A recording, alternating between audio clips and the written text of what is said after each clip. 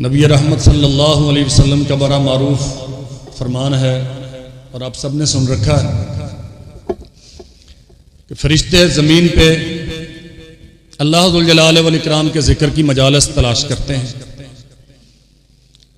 जहां मिलती है वहां अपने पर फैलाते हैं। अल्लाह जुल जलाल वल इकराम की रहमत उस मजलिस को ढांप लेती है। लंबी हदीस है सहीहुल बुखारी में। खुलासा ये है कि ये मलाइक जब अल्लाह अहकमुल हाकिमीन की बारगाह में पेश होते हैं तो उनसे पूछा जाता है कहां गए थे। हालांकि अल्लाह तो खूब जानता है। चीचावतनी में गए थे। लक्कड़ मंडी पुल पर मरकज़े अहले हदीस में सिराते मुस्तकीम के उन्वान पे एक कॉन्फ्रेंस मुनक़्क़द हो रही थी। वहां तेरा कलाम पढ़ा जा रहा था। उलमाए किराम अवामुन्नास के जम्मे गफीर को वाज़ो तज़कीर के लिए दूर से सफर करके तशरीफ लाए थे। सवाल ये होता है वो जो इतना बड़ा इज्तिमा था वो किस लिए बैठे हुए थे, उनका मसाला क्या था। मैं इसलिए जरूरी समझता हूं यह वजाहत ताकि हम इस नीयत और इरादे के साथ जब तक अल्लाह तौफीक दे यहां बैठे और इंशाअल्लाह हम पूरी मजलिस के आखिर तक बैठेंगे। अल्लाह पूछते हैं इनका मसला क्या था, किस लिए जमा थे। अल्लाह तुझसे तेरी जन्नत का सवाल कर रहे थे।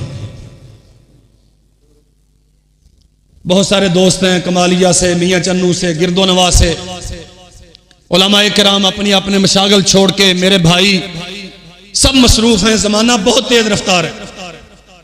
लेकिन अगर इस हुस्न नीयत के साथ बैठेंगे तो इंशाअल्लाह अल्लाह जुल जलाल वल इकराम की बारगाह में ये हाजिरी लाजिमी हमारे लिए उखरवी सुरखरुई का बायस हो। अल्लाह तो इससे तेरी जन्नत का सवाल कर रहे थे और जहन्नम से आजादी मांग रहे थे। हम सिराते मुस्तकीम इसलिए तलाश करते हैं। बरादर मोहतरम ने मुझे पूछा कि मेरा उन्वान क्या है। मैंने अर्ज किया कि गुज़श्ता कई सालों से हमारा उन्वान एक ही होता है, सिराते मुस्तकीम। और ये वो अज़ीमुश्शान उन्वान है जिसकी नमाज की हर रकात में हम अल्लाह जुल जलाल वल इकराम से दरखास्त करते हैं। सिराते मुस्तकीम जन्नत में जाने के लिए और जहन्नम से बचने के लिए तलाश की जाती है। रसूलुल्लाह सल्लल्लाहु अलैहि वसल्लम ने फरमाया अल्लाह जुल जलाल वल इकराम ऐलान करेंगे वो जितने उस मजलिस में जन्नत की तलाश के लिए और जहन्नम से आजादी के लिए बैठे थे ना, तुम गवाह बन जाओ कि जो उन्होंने मांगा मैंने दे दिया। आप जानते हैं मेरी तबा बिला जरूरत मजलिस को तवील करने की नहीं है, लेकिन कुछ बहुत जरूरी बातें हैं जो आपकी खिदमत में अर्ज करना लाजिम है। अंग्रेज जब बरोसीर पाक और हिंद में आया,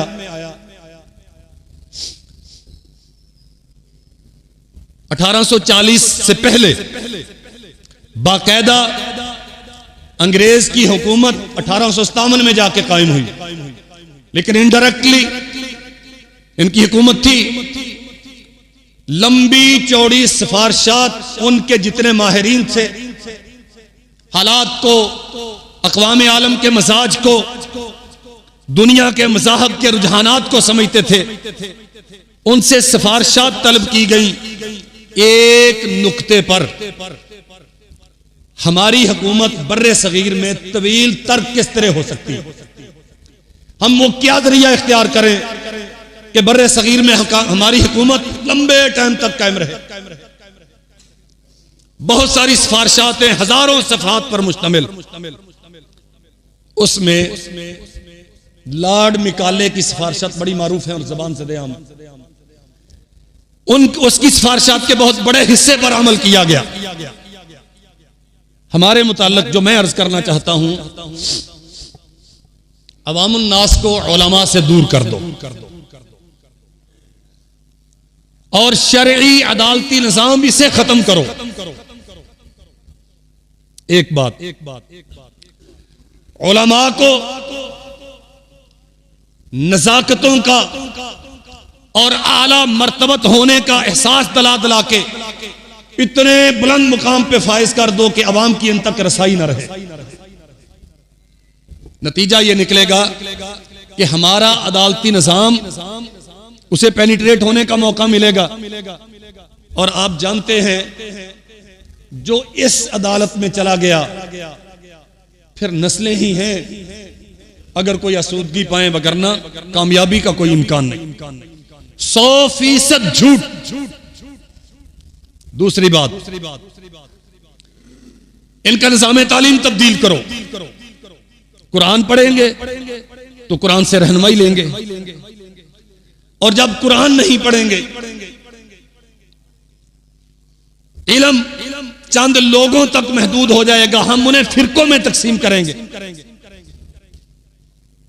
और ये आपस में लड़ाई शुरू कर देंगे। अवामुन नास इनसे दूर हो जाएगी। नतीजा यह है कि इल्म और शायकीन इल्म का बाहम कोई रबत नहीं रहेगा, अवाम का उलमा से कोई ताल्लुक नहीं रहेगा। तो फिर जितने साल जी चाहे हुकूमत करते रहना। 1857 की तहरीक आजादी 100% उलमा की तहरीक आजादी। ये एक बड़ी दिलखराश और तवील दास्तान है कि इन मदारस को मिटाने के लिए, इस्लामी निज़ाम तालीम को तब्दील करने के लिए, और आप हैरान होंगे इस बात पे, जब तक बर्रे सगीर पाको हिंद में मदारस का निज़ाम था, यहां शरा खानदगी मयार तालीम 100% था। उम्मत मुस्लिमा का कोई छोटा बड़ा ऐसा नहीं था जो पढ़ा लिखा ना हो। और अब कॉलेज, यूनिवर्सिटी, प्राइवेट स्कूल्स, हजारों की तादाद में, एक एक मोहल्ले में कई कई स्कूल। शरह खानदगी क्या है आपकी? 44% लोग हैं पूरे पाकिस्तान में जो गवर्नमेंट के कागजात में पढ़े हैं, और पढ़ाई की तालीम उनके नजदीक ये है कि वो अपना नाम लिख सकता हो, अपना एड्रेस लिख सकता हो, और अपना लिखा हुआ नाम एड्रेस पढ़ के सुना सकता हो। ये तारीफ है उनके नजदीक तालीम की, और पाकिस्तान में सिर्फ 44% लोग हैं जो इस काबिल। जब मदारस थे तो शरह खानगी बर्रे सगीर के मुसलमानों में 100% थी। हम रियाजी भी वही पढ़ते थे, हम जोग्राफिया भी वही पढ़ते थे, हम तारीख आलम भी वही पढ़ते थे, अरबी फारसी ग्रामर भी वही पढ़ते थे। और मेरे भाइयों, उलमाए किराम की मौजूदगी में इजारत करूंगा, वल्लाह हम समझ नहीं पाए हमारे साथ हो क्या गया। आज हमारे चैनल्स पे बैठ के लोग कहते हैं महमूद गजनवी तो लुटेरा था। ये चंद दिन पहले आपके वजीरे दिफा ने कहा, फ्लोर ऑफ द हाउस कहा कि महमूद गजनवी तो लुटेरा था, वो बर्रे सगीर को लूटने आया था। ये नतीजा है निजाम तालीम की तब्दीली का। लोगों ने मोहम्मद बिन कासिम को नाउज़ुबिल्लाह लुटेरा कहा। क्यों? आपका टोटल तारीखी सरमाया फारसी में था या अरबी में था। आपको मदरसे से हटा लिया गया, मदरसे की बका मखदूश हो गई, जैसे तैसे भी था। अल्लाह की कसम, शाह वलीउल्लाह रहमतुल्लाह अलैह और उनकी आल औलाद और असहाब मदारस सैयद नज़ीर हुसैन मुहद्दिस दहलवी, उनके शागिर्द अल्लामा अब्दुल्ला गाजीपुरी, मौलाना अब्दुर्रहीम अज़ीमाबादी, एक तवील दास्तान है। हमारे लिए बहुत सारी दुआओं के हकदार हैं और लायक सद तहसीन हैं कि इन कभी तरीन हालात में उन्होंने जंग लड़ी और मदारस को किसी न किसी सूरत में जिंदा रखा। वगरना शायद आज किसी को मोहम्मद रसूलुल्लाह सल्लल्लाहु अलैहि वसल्लम तक को निस्बत भी मालूम ना होती। हमारा टोटल तारीखी सरमाया जो पर्शियन में था, फारसी में था, अरबी में था, ना हम फारसी पढ़ने के काबिल रहे, ना हम अरबी पढ़ने के काबिल रहे। अब पता क्या है, यही आपका तारीखी सरमाया इस्लामिक हिस्ट्री, इन्हें मुस्तशरिकीन ट्रांसलेट करते हैं अंग्रेजी में, और ये जो बेचारे हमारे बीकन हाउसेस के पढ़े हुए और एचिसन कॉलेज के पढ़े हुए और एडम्बरा और ऑक्सफोर्ड की खाक छानने वाले, ये ट्रांसलेटेड इंग्लिश इस्लामिक हिस्ट्री पढ़ के यहां आके बेचारे ये कहते हैं कि महमूद गजनवी लुटेरा था। मेरे अजीज भाइयों, मैं ये सब क्यों अर्ज कर रहा हूं? जिस कदर शिद्दत के साथ क्रिटिसिज्म इस वक्त मदारस पे है, पाकिस्तान की 77 साल हिस्ट्री में ऐसा नहीं। हमारा आम आदमी यहां 5 वक्त की मेरे पास नमाज पढ़ने वाला जो समझता है कि किसी अच्छे नेक आदमी को मेरा जनाजा पढ़ाना चाहिए, जिसकी ख्वाहिश है कि कलमा पढ़ते हुए मुझे दुनिया से जाना चाहिए, वो भी आके सवाल करता है मदरसिया ने सानू की दिता जी। और मैं हैरान हूं इस बात पे। किसी कहने वाले ने कहा और मेरी मौजूदगी में कहा, मुझे मुखातब करके कहा, उसने कहा 35 साल गुजारने के बाद हमें पता चला कि हजरत मुफ्ती साहब रहमतुल्लाह अलैह ने तो हमारे 35 साल जाया कर दिए। पक्का अहले हदीस, 5 वक्त का नमाजी, इस मस्जिद से वाबस्तगी रखने वाला, ये सारे फितने कहां से आते हैं? आप हिस्टोरिकली जरा थोड़ा सा अपना माजी देख लें। मैं कॉलेज के खिलाफ नहीं हूं, हम स्कूलों के खिलाफ नहीं है, मेरे बच्चे स्कूलों में पढ़ते हैं और आप जानते हैं, अक्सर भाई मुझे जानते हैं, मैं खुद कॉलेज में पढ़ा, यूनिवर्सिटी में पढ़ा, मैंने कॉलेज में पढ़ाया है बकायदा। लेकिन मेरे भाइयों, कॉलेज आपको डिग्रियां देते हैं, जीने का ढंग समझ लें ये बात। कहते हैं पाकिस्तान के हालात बड़े खराब हैं, सियासी भी, मुआशी भी और अखलाकी भी। ऐसे ही किसने किए? बानिए पाकिस्तान मोहम्मद अली जिन्ना अलैहिर्रहमा से लेकर आज तक मौजूदा हुकूमती सेटअप तक, सवाए चंद साल मुफ्ती महमूद के, इसके अलावा कभी कोई काबिल जिक्र पोस्ट पर कोई मौलवी आया? आपके टोटल जितने भी सदूर हैं सारे नान आलिम, कोई आलिम नहीं है। और आप हैरान होंगे, पाकिस्तान के सदूर की फरिश्त में सिर्फ एक आया, वो तारड़, नाम किसी रफीक तारड़, सिर्फ एक था जिसके दाढ़ी थी, इसके अलावा सारे दाढ़ी के बगैर। और पूरी पाकिस्तान की हिस्ट्री में वो एक जमाली था, जफरुल्लाह जमाली, जिसने दाढ़ी के नाम पे थोड़ी सी एक अलामत शेव बड़ी हुई थी, इसके अलावा वजारत उज़्मा पे कोई एक भी दाढ़ी वाला नहीं है। जब हालत यह है, ना आपकी असेंबली में इस्लाम है, ना आपकी मुकन्नना में इस्लाम है, ना आपकी अदलिया में इस्लाम है, और ना वहां कोई मौलवी, तो फिर पाकिस्तान का बेड़ा किसने गर्क किया? आज जो ये सवाल करते हैं कि मदारस ने हमें क्या दिया, मैं उनसे सवाल करने का हक रखता हूं, चूंकि मैं एक मदरसे का जिम्मेदार हूं। जो मदारस में नहीं पढ़े उन्होंने क्या दिया? ऑस्ट्रेलिया में जजीरे मौलवी खरीदते हैं,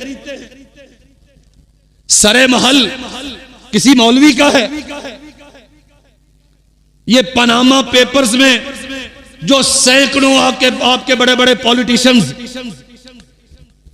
अरबों रुपए के, बल्कि हजारों अरब के जिनके अकाउंट्स डिस्क्लोज हुए, और स्विट्जरलैंड के बैंक जिनके सरमाए से भरे पड़े हैं, इनमें से कोई एक भी मौलवी है? उलमा पे तनकीद ये आज का मसला नहीं है, ये काम शुरू किया था अंग्रेज ने, और ये हुआ था लॉर्ड मिकाले, जो यहूदी पसे मंजर रखने वाला बहुत बड़ा थिंक टैंक था, उसकी तजावीज पर उलमा को बदनाम करो, आलिम को बदनाम करो, मदरसे को बदनाम करो। यहां से मोहम्मद रसूलुल्लाह सल्लल्लाहु अलैहि वसल्लम की दी हुई शरीयत, जिसमें गैरत है, जिसमें हमीयत है, जिसमें खुददारी का सबक है, जिसमें सर उठा के जीने की उमंग है, मदरसे का मौलवी पढ़ाता है, इन्हें इनसे दूर करो। उन्होंने कर दिया और बदकिस्मती से हम हो गए। मगर ना याद रखो, यही इल्म है जिसे इल्म कहा जाता है। जो कुरान कहता है ना, फ़अलम अन्नहु ला इलाहा इल्लल्लाह, अल्लाह की तौहीद का सबक सीखो। वस्तगफिर लिज़ंबिक, उसके साथ मजबूत ताल्लुक बनाओ, उस पर एतिमाद करो। जो गलतियां करते हो उससे माफी मांगो। वो जानता है तुम्हारी सुबह शामों को, तुम्हारे गुजरे हुए कल को और आने वाले कल को। ये इल्म सिर्फ मदरसे में चाहिए था, ये यूनिवर्सिटी में होता। करोड़ों रुपया एक एक तालीमी इदारे का महाना बजट है। मदरसे का बजट कितना है? मौलवी बेचारा पूरा साल 360 दिन होते हैं। हम जब गंदम इकट्ठी करते हैं या पैसे जमा करते हैं ना, हमें तो लगता है कि शायद ये 720 दिन है। हमारा एक दिन 2 दिनों के बराबर होता है। टोटल बजट मेरे ऐसे इदारे का जिसमें 350 तलबा तालबात का डेली खाना बनता है। 2.5 मन खाना, 2.5 मन आटा रोजाना पकता है। 16 असातिज़ा है मेरे पास। ये मदारस के जिम्मेदारान बैठे हैं, आप पूछ के देख लें। 350 बच्चे बच्चियों को साल भर की खिदमत, बजट कितना है? 1.5 करोड़। 1.5 करोड़ टोटल।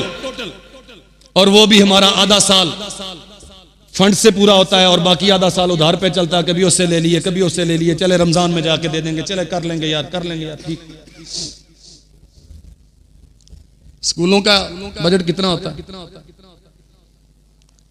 किसी भी मयारी चीचावतनी के प्राइवेट स्कूल में जहां आप बच्चा दाखिल करवाते हैं, 3000 महाना फीस है। जो इससे अच्छे हैं, मैं जानता हूं, स्कूलों के नाम भी मुझे मालूम है, 5000, 6000, 10,000।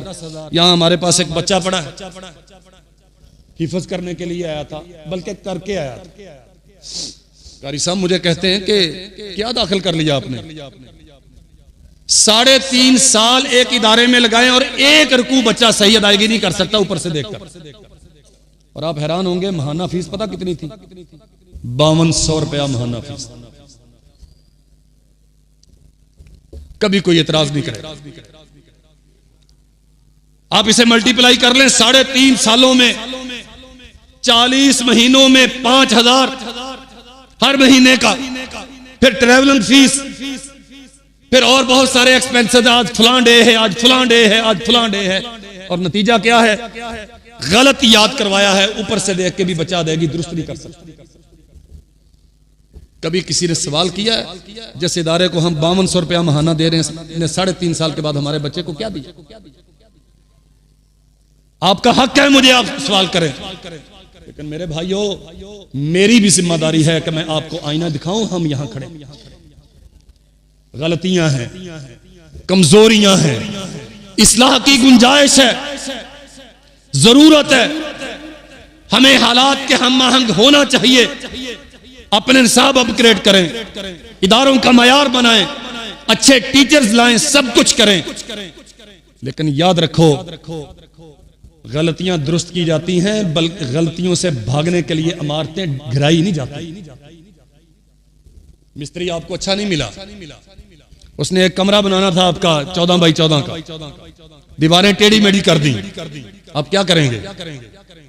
अगर सरमाया अच्छा है, उसे कहेंगे भाई दोबारा बनाओ। अगर तू काबिल नहीं है तो कोई और बंदा लाऊंगा। अगर इतना सरमाया नहीं है तो फिर कहेंगे यार प्लास्टर में इसे लेवल कर दो ताकि इसके अयूब छुप जाएं। कोई अक्लमंद आदमी सिर्फ इस वजह से अपना मकान बलडोज नहीं करता कि इसकी दीवारें टेढ़ी। आप खड़े हो हमारे साथ, आए मिले, हम इन टेढ़ी दीवारों को सीधा करें। लेकिन मेरे भाइयों, ये सोच कि मदरसे ने हमें क्या दिया, अल्लाह की कसम इतनी खतरनाक सोच है। शाह वलीउल्लाह मुहद्दिस दहलवी किसने दिया? किस यूनिवर्सिटी का पढ़ा हुआ था? हजरत शेखुल कुल सैयद नज़ीर हुसैन मुहद्दिस दहलवी रहमतुल्लाह अलैह लिखने वाले लिखते हैं, और एक गद्दी नशीन लिखता है पाक पतन का, कहता है मैंने शेखुल कुल की मजलिस देखी, यूं लगता था जैसे सहाबा किराम रसूलुल्लाह की हदीस पढ़ रहे हैं। और आपको मालूम है जज़ायर अंडमान की सजाएं जिसके नतीजे में बर्रे सगीर पाक व हिंद की आजादी मुमकिन हुई, काला पानियों की कैदोबंद जिसके नतीजे में अल्लाह जुल जलाल वल इकराम ने यह आजादी की नेमत आपको अता की। कोई एक पॉलिटिशियन आप दिखा दें जिसने ये सजाएं भुगती हों। कहीं या अली सादकपुरी की नुश्ती हुई दाढ़ी दिखती है, कहीं अहमदुल्ला अजीमाबादी रहमतुल्लाह अलैह की जज़ायर अंडमान में बड़ी हुई कब्र दिखती है, कहीं 25 साला गबरू जवान और अपनी बस्ती का नंबरदार जाफर थानेसरी सारी जिंदगी पसे दीवारे जिंदा जज़ायर अंडमान में बसर करता हुआ दिखता है। एक दो की बात नहीं, आज बालाकोट जाते हो सैरो सियाहत के लिए और बड़े शौक से कहते हैं हमने सैयदैन की यादगारें देखनी है। एक निस्बतन बुलंदी पे है सैयद इस्माइल शहीद रहमतुल्लाह। कौन सी अजमत थी जो अल्लाह जुल जलाल वल इकराम ने इस बंदे को दी नहीं। मुअल्लिफ इस पाए का कि दुनिया उनकी किताब के एक एक जुज पर आज पीएचडी कर रही। अरवाह सलासा एक किताब है, किसी साहब दिल मुकल्लिफ ने लिखी है। वो लिखता है कि एक शहर में हजरत शाह इस्माइल शहीद रहमतुल्लाह अलैह की तक़वियतुल ईमान पढ़ के 2.5 लाख लोग ऐसे मुसलमान हुए जिन्हें मैं जानता हूं। हम मदारस में पहली क्लास में पढ़ाते, हमारे मदारस में ये पहली क्लास में किताब पढ़ाई जाती है। कभी सोचा है ये शाह वलीउल्लाह मुहद्दिस देहलवी का बेटा पोता, शाह अब्दुल गनी का बेटा, शाह अब्दुल अजीज का इल्मी और रूहानी जानशीन अगर अपने बाप दादा की गद्दी पे बैठता तो इससे बड़ा बर्रे सगीर में पीर कोई ना होता और मुहद्दिस कोई ना होता। ये बालाकोट में क्या लेने आए थे? ये चूंकि साहबे इल्म और इरफान थे, मदरसे से वाबस्तगी थी, जानते थे कि कभी दुश्मन की आंखों से आंखें चार करने से जिंदगी मिलती है और कभी उसकी आंखों को फोड़ने से जिंदगी मिलती है। दावत के मैदान में उतरे तो कंजर मोहल्ले में गए और सारी तवाइफों को जमा करके वहां तकरीर की ऐसी कि दिल्ली की तारीख हैरान है। जो उनकी नायिका थी उसने कहा आप हमारे लिए बर तलाश करें, हम सारी निकाह करने के लिए तैयार। कंजर मोहल्ले को कलमा पढ़ाया, जिहाद के मैदान में उतरे तो यूं अबू सलमान शाह जहांपुरी ने लिखा है कि दरिया के किनारे पे थे, रात की तारीकी थी, वुजू के लिए गए थे तो वो घड़म की आवाज आई, दिखता तो कुछ था नहीं, भागे जाके देखा तो शाह इस्माइल शहीद रहमतुल्लाह अलैह पानी में गिर चुके थे। कमजोरी की वजह से खाने के लिए अच्छा नहीं मिलता था, लेकिन इसके बावजूद जिहाद के मैदानों में खड़े। और आज वो बालाकोट, वो सारा हरिपुर हजारा और कितना बड़ा इलाका जहां सिख के खिलाफ जिहाद करते हुए 1831 में ये अल्लाह के बंदे शहीद हुए। अल्हम्दुलिल्लाह आप चले जाएं, ये गलियात में जाते हैं लोग सैरो सियाहत के लिए, थोड़ा सा इस नुक्ता नजर से भी जाके देखें कि वहां हामिलीन किताब व सुन्नत कितने हैं।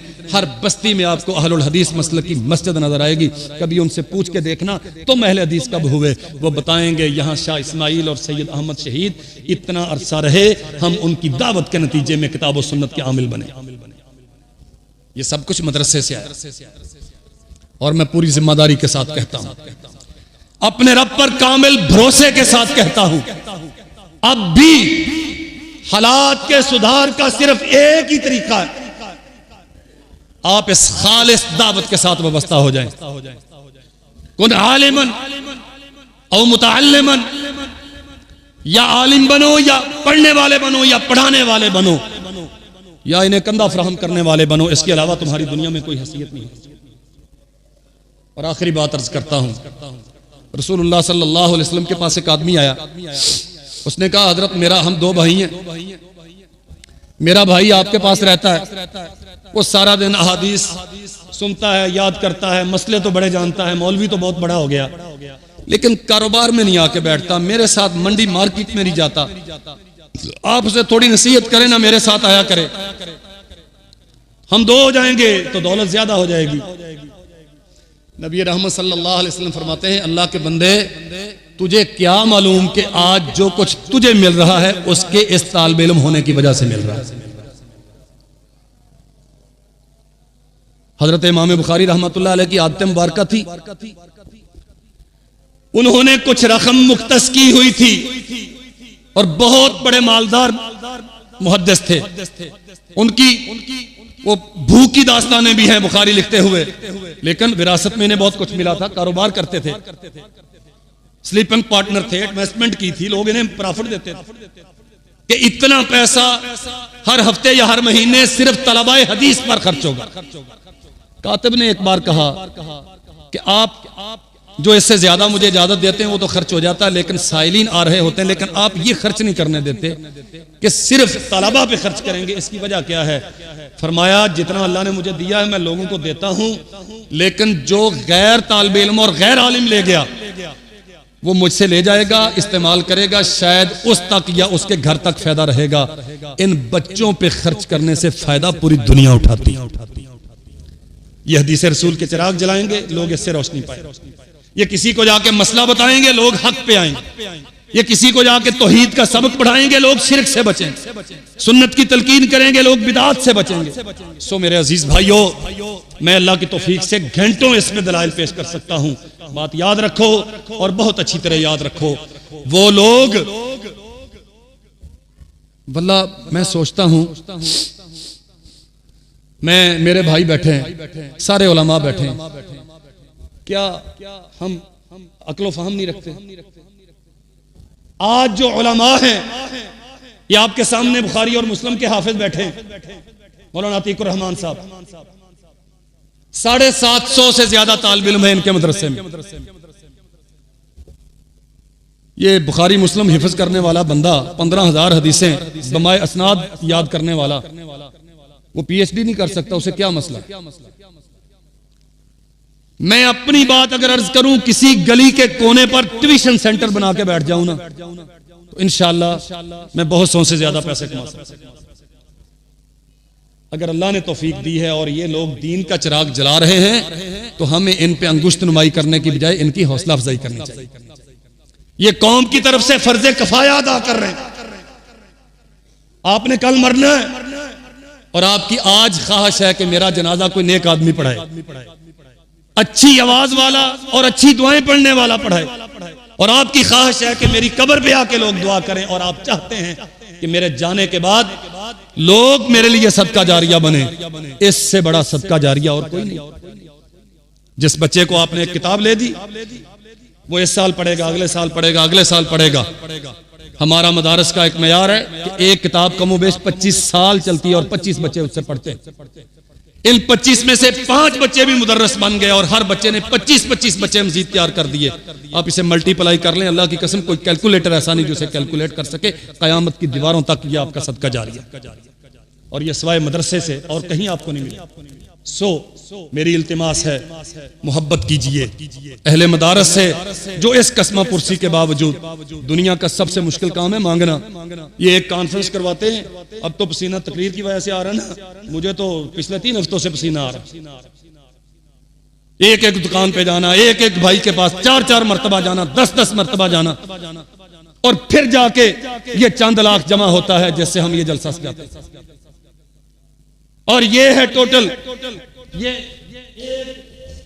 लकड़ी का टुकड़ा है जो आज हम बच्चों को दे रहे हैं, जिन्हें दर हकीकत असातिज़ा ने खूने जिगर पिला के हाफिज़े कुरान बनाया है, जिन पे 5 साल ये इन चिरागों में बिजली नहीं जलती, हमारे जिगर का खून जलता है तो तब जाके आलिम और उलमा आलिमात पैदा होती। और मैं आपको हकीकत बता रहा हूं, आज 3 बार मुझे पीछे से पैगाम आया कि आए जी बात सुने, आए जी बात सुने। मसला क्या है? ये बच्चियां रो रही हैं। क्यों रो रही हैं? वो उदास हैं कि हम अपना घर छोड़ के जा रहे हैं।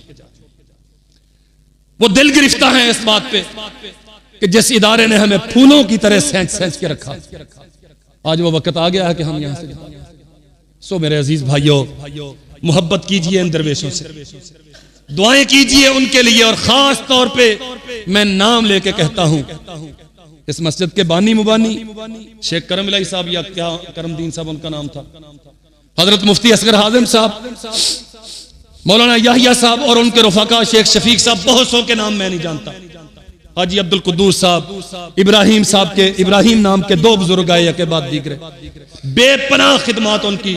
और मुफ्ती साहब रहमतुल्लाह अलैह के साथ जो पढ़ाने वाले असातिज़ा थे, एक निशानी हमारे पास मौजूद है, मौलाना अनवर बलोच साहब बैठे हैं, हाफिज़ अब्दुल सत्तार हम्माद साहब बैठे हैं। मैं आपको एक बात सुनाऊं, चंद दिन पहले मैं मामू कांजन में गया, तकरीब बुखारी थी, मेरी मादरा इल्मी है, हजरत मुफ्ती अब्दुल सत्तार हम्माद साहब का वहाँ दरस हदीस था। मेरे असातिज़ा मुझसे पूछने लगे, इदारा कैसे चल रहा है, क्या हालात हैं, बच्चे कितने, वो सारी तफसील मैंने अर्ज की। मुफ्ती साहब फरमाते हैं कि जब ये इदारा बंद हो गया था ना, मसाइल इसके खराब थे, हजरत बड़े मुफ्ती साहब की रहलत के बाद, कहते हैं मैं चूंकि वहाँ कई मरतबा मेरी तकर्री हुई सऊदी अरब की तरफ से, और कई मरतबा मैंने वहाँ बतौर मुदर्रिस और सदर मुदर्रिस काम किया, मुझे यूं लगता था जैसे ना मेरे जिस्म का एक हिस्सा फालिज ज़दा, और अब चल रहा है तो मुझे खुशी है। हाफिज अब्दुल गफ्फार मदनी साहब चंद दिन पहले यहां तशरीफ लाए थे, मुल्तान से निकले, मुझे फोन किया, मेरे पास तशरीफ लाए, और आप हैरान होंगे, गेट पे मैंने उन्हें रिसीव किया, मुझे कहते हैं अब्दुल गफ्फार देख तेरे इदारे की दीवारें चमक रही हैं, ये दलील है इस बात की कि इसमें कोई पढ़ने वाला, आप सोने की दीवारें बना लें, वो डराती हैं। अल्लाह की कसम, मदनी साहब कहते हैं हम रोड से गुजरा करते थे, मेरी हिम्मत नहीं पड़ती थी इस इदारे को देखने की। अगर क़यामत के दिन अल्लाह ने पूछ लिया कि तुम्हारी जिंदगी में ये इदारा बंद हो गया, मैं अल्लाह को जवाब क्या दूंगा। आज मैं खुश हूं और मैं फोन करके तेरे पास आया हूं, मैंने चाय पीनी है, कहते हैं मैंने असर की नमाज पढ़ी है, मैंने चाय पीनी है, 10 मिनट तेरे पास बैठना है। मैं सिर्फ बच्चों को, और यहाँ बच्चे खेल रहे थे, हिफ्ज़ के बच्चे, छुट्टी हुई थी असर की, तो कहते हैं हा उलाई गिलमानुल जन्ना, अब्दुल गफ्फार ये सारे जन्नती, ये सारे जन्नती हैं जो माओ की लाड़ प्यार छोड़ के यहाँ पढ़ने के लिए। सो मेरे अजीज भाइयों, मेरी महज इतनी इल्तिमास है, जो दुनिया से जा चुके वो हमारी दुआओं की खैर खाही के तालिब है, हम उनके लिए बुलंदी दराजात की दुआ करें, और मैं दुआ करता हूँ आप आमीन कहिए। अल्लाह हजरत मुफ्ती साहब, उनके रफ़ाका जो दुनिया से जा चुके, इस इदारे को रहती दुनिया तक, क़यामत की दीवारों तक उनके लिए सदका जारिया बना, और जो जिंदा हैं उन्हें सेहत वाली जिंदगी अता फरमा, और तालीम ताल्लुक़ से जो मुंसलिक हैं, अल्लाह इनके फैज़ को दुनिया में रोशनी और हदायत का बायस बना।